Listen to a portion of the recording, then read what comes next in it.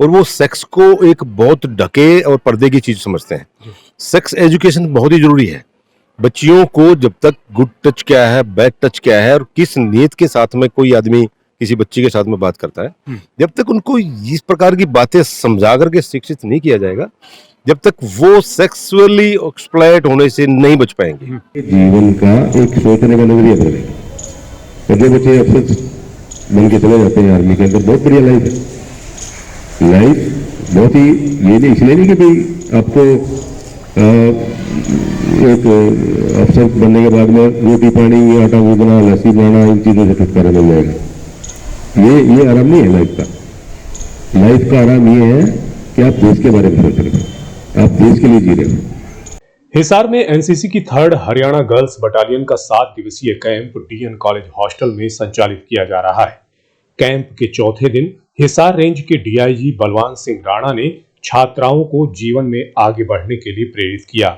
इस अवसर पर उन्होंने व्यवहारिक जीवन की बहुत सी ऐसी बातें बताई जो सभी के लिए लाभकारी हो सकती हैं।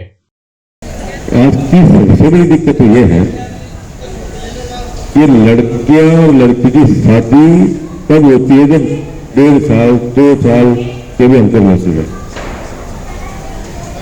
तो शादी के लिए कुछ क्या भाई, क्या समझोगे तुम?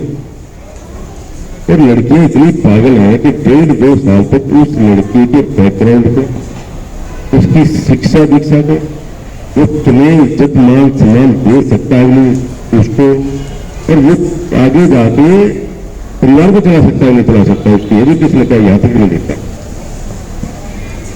ये भी इसने बताई थी कि मैं एमएससी, फिर मेरी शादी हुई तो मेरे को पता लगा तो किसमें होगा, तो फिर एमएससी कैसे समझा, ब्लाजी टी-शर्ट बढ़िया पहन के आया करता, और कैसे समझा, ब्लाजी जीन्स की पैंट रोज बदल के आया करता, नए जूते लाया करता।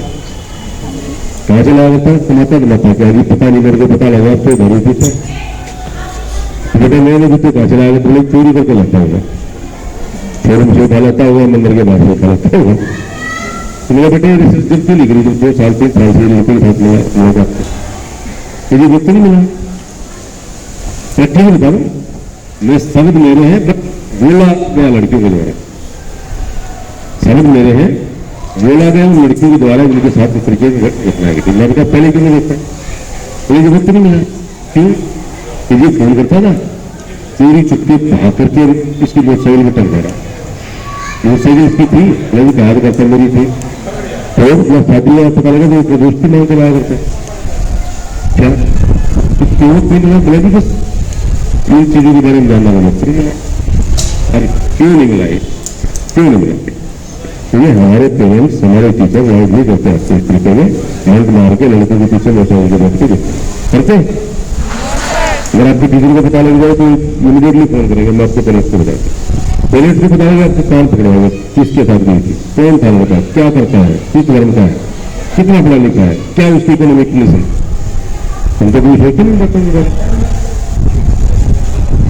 शादी के बाद बहुत सी ऐसी चीजों का पता लगता है जो चीज थी ही नहीं, और बाद में शादी के बाद आपको ये पता लगता है कि चांद और सूरज को तोड़ के लाया करता है आदमी, इस पेड़ के पीछे आम तोड़ने का काबिल भी नहीं है। अल्लाह ईश्वर सब में हम यही विश्वास करते हैं। तो जब किसी लड़की की शादी होती है तो वो यही लेके चलती है कि जो मेरा जीवन साथी है मैं उसकी पूरी इज्जत करूंगी और मैं उसमें पूरा भरोसा रखूंगी और वो भी उतना ही बराबरी का करेगी। सर वो इसलिए मानती है क्योंकि शादी से पहले उसके माँ बाप के ऊपर वो डिपेंडेंट होती है, लेकिन शादी के बाद सर जितना भी वो जितना जीवन जीना और जितना साथ चलना है वो साथ उसका हस्बैंड ही देता है सर, चाहे वो सुख में हो चाहे दुख में हो। इस वजह से सर इस कैंप को लेकर कैडेट्स में भारी उत्साह देखने को मिला। शिक्षा के साथ साथ इस प्रकार के कैंप जीवन में काफी उपयोगी साबित होते हैं। कैंप में विशेष प्रदर्शन करने वाले कैडेट्स को डीआईजी साहब ने सम्मानित भी किया। NCC Haryana 3rd girls battalion Hisar की ओर से डीआईजी बलवान सिंह राणा को स्मृति चिन्ह भेंट कर उनकी गरिमामयी उपस्थिति के लिए उनका आभार व्यक्त किया गया। इस मौके पर डीआईजी बलवान सिंह राणा ने द नेशन टाइम्स के साथ कैंप को लेकर विभिन्न पहलुओं पर खास बातचीत की। सर कैसा अनुभव रहा आपका आज यहाँ आने के बाद? बच्चों के साथ आप इंटरेक्ट हुए, बातचीत हुई? देखिए, डीन कॉलेज के अंदर 3rd Haryana NCC girls battalion का कैंप चल रहा है और यहाँ मुझे आने का मौका मिला, बच्चों से बात करने का मौका मिला, आर्मी अथॉरिटीज है उनके साथ में इंटरेक्ट करने का मौका मिला। ये बहुत एक पहल आर्मी के द्वारा जो की गई है और जो इस तरीके के कैंपों का आयोजन किया जाता है बहुत ही इंपॉर्टेंट है और खासकर गर्ल्स के लिए, क्योंकि गर्ल्स के अंदर कॉन्फिडेंस जो है वो बिल्डअप होना और अपने मेंटल बैलेंस को मेंटेन करके इन ओड सिचुएशंस रखना एक बड़ा भारी चैलेंज आम गृह नहीं कर पाती है और बहुत जल्दी सरेंडर कर जाती है परिस्थितियों के सामने। अगर हम ये भी देखें कि जो कॉन्फिडेंस जिस लड़की के अंदर नहीं होता, जो अपने आप को सबला नहीं समझती, अबला समझती है, तो वो एक्सपायर्ड भी जल्दी होती है और जीवन से हार भी जल्दी मानती है। जो सुसाइड वगैरह की टेंडेंसी लोगों के अंदर होती है, वो कमजोर किस्म के अंदर के जिनका मानसिक संतुलन कमजोर होता है, आत्मबल कमजोर होता है, वो लोग इस प्रकार की हरकतों को करते हैं।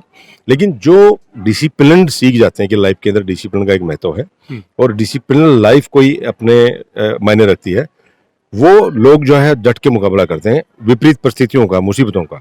तो एनसीसी की सबसे बड़ी चीज बच्चों की यही थी और बच्चों के अंदर ये चीज मैंने देखी कि जो बच्चे यहाँ एनसीसी बच्चों ने जो ज्वाइन कर रखा है और जिस कॉन्फिडेंस के साथ उनके साथ मेरा इंटरेक्शन हुआ है, जिस कॉन्फिडेंस के साथ उन्होंने हर एक बात का जवाब दिया है, वो उनके अचीवमेंट्स है और उनके लाइफ में बहुत ज़्यादा काम आएगी। तो मेरा यहाँ आना सफल हुआ और इन लोगों से बात करके मुझे एक बड़ी अच्छी अनुभूति हो रही है। मैं कॉन्फिडेंट हूँ कि हमारी बच्चों के अंदर जिस लेवल के कॉन्फिडेंस की आवश्यकता होती है वो एनसीसी के कैंपों के द्वारा तैयार किया जा रहा है। सर इन बच्चों में जिज्ञासा हुई होगी कि आपका ऑफिस देखा जाए, आपने भी जिक्र किया कि जो है वो कभी भी आ सकते हैं, इस संदर्भ में क्या कुछ कहें? जी देखिए, मैंने बच्चों से ऑप्शन पूछे कि कितनी बच्चियां आर्मी में जाना चाहती हैं, तो ऑलमोस्ट ने हाथ खड़ा कर लिया उनका और उसके बाद में पूछा कि पुलिस में कितना, तो ऑलमोस्ट सभी लड़कियों ने हाँ की और एक बताया कि हमारा वर्दी के प्रति पैशन है।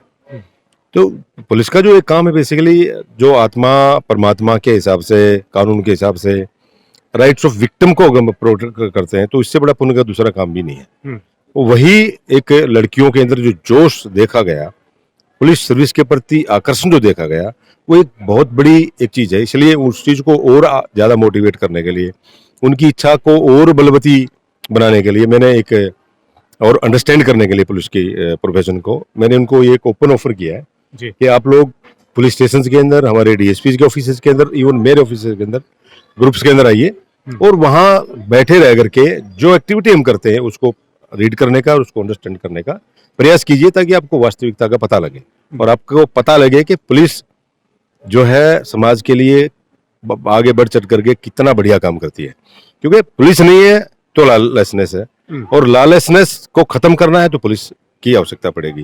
तो पुलिस एक बहुत इंपॉर्टेंट ऑर्गन है सोसाइटी का और बच्चियां अगर वहां जाके कार्य के तरीके को समझ लें तो उनमें जिज्ञासा पैदा होगी और इच्छा जो है बलवती होगी कि हम पुलिस अफसर बने। बिल्कुल। सर सेक्स एजुकेशन को लेकर के एक बड़ा मसला आपने जो है इसकी चर्चा की, आज भी निगाहें नजरें झुक जाती हैं जब इस मसले को हम छेड़ते हैं। क्या कुछ कहना चाहेंगे, अभी कितना बदलाव अभी भी आना बाकी है और क्या कुछ होना चाहिए? बड़ी दुर्भाग्यपूर्ण बात है कि घरों से जो लड़कियां हैं 12 साल की उम्र के बाद 12.5-13 साल की लड़कियां घरों से अगर जा रही हैं तो अब ये देखिए उसका रीजन मोटा मोटा यही है कि उस घर के अंदर शिक्षित व्यक्ति नहीं है और वो सेक्स को एक बहुत ढके और पर्दे की चीज समझते हैं। सेक्स एजुकेशन बहुत ही जरूरी है। बच्चियों को जब तक गुड टच क्या है, बैड टच क्या है और किस नीयत के साथ में कोई आदमी किसी बच्ची के साथ में बात करता है, जब तक उनको इस प्रकार की बातें समझा करके शिक्षित नहीं किया जाएगा, जब तक वो सेक्सुअली एक्सप्लॉइट होने से नहीं बच पाएंगे।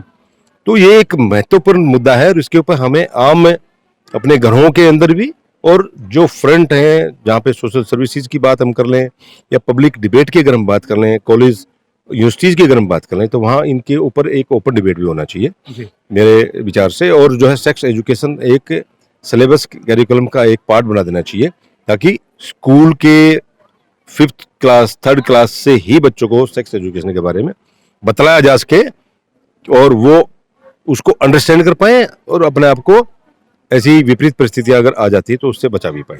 सर बहुत सी किताबों में स्कूल एजुकेशन की बात की, जैसे कि आप कह रहे हैं एजुकेशन का पार्ट होना चाहिए। हमने देखा है कि लेसन तो जरूर होता है, लेकिन इसको स्किप कर दिया जाता है टीचर्स की तरफ से कि भाई इस पार्ट को नहीं पढ़ेंगे, आगे चलेंगे। क्योंकि आपने बताई ना कि आज भी हम जो बात करते हैं, अपनी बहन से बात करेंगे, अपनी बेटी से बात करेंगे, घर में बहू आ गई है उससे अगर हम बात करेंगे, तो इस तरीके के टॉपिक के अपन चर्चा करते ही नहीं। एक पर्दा दोनों के बीच में डला हुआ है, और लड़की को अगर आप बात करने का प्रयास भी करते हो तो लड़की नजर नीचे कर लेगी, सुन लेगी, लेकिन आपको फेस नहीं कर पाएगी। वो रीजन वही है, क्योंकि हम बात ही नहीं करना चाहते। हम सेक्सुअल डिजीज के बारे में बात नहीं करना चाहते, सेक्सुअल एक्टिविटी के क्या दुष्परिणाम है उसके बारे में बात नहीं करना चाहते, और किस प्रकार से अपनी गरिमा को महिला बना के, बच्ची बना करके और उसको मेंटेन करके महिला की जो गरिमा है, उसका जो सम्मान है, उसका जो आदर है, वो तो खुद अपनी बच्ची को मेंटेन करना है ना, तो वो किस तरीके से उसको मेंटेन कर पाए। और क्या सेक्सुअली जब बच्चे के अंदर चेंजेस आते हैं तो किस प्रकार की बॉडी रिएक्ट करती है। अगर इस तरीके से हम बच्चों को नहीं समझाएंगे तो बच्चा उसको कंट्रोल कैसे करेगा। इसलिए मेरे ख्याल से जिस प्रकार से हम फिजिक्स केमिस्ट्री पढ़ते हैं, मैथमेटिक्स पढ़ते हैं, उसी तरीके से ये भी एक इम्पोर्टेंट सिलेबस होना चाहिए, सेक्स एजुकेशन। आखिर में तमाम बच्चियों को क्या मैसेज देना चाहिए, क्या कुछ करें? मैं कामना करता हूँ, और बच्चियों को आशीर्वाद भी मैंने दिया है, मेरी शुभकामना भी दी है कि वो अपने जीवन में जो भी बनना चाहते हैं उसमें कामयाब हों, और एक समाज को एक नई दिशा दिखाएं, एक नया दर्पण दिखाएं, और देश और प्रदेश की उन्नति के अंदर अपनी भागीदारी सुनिश्चित करें।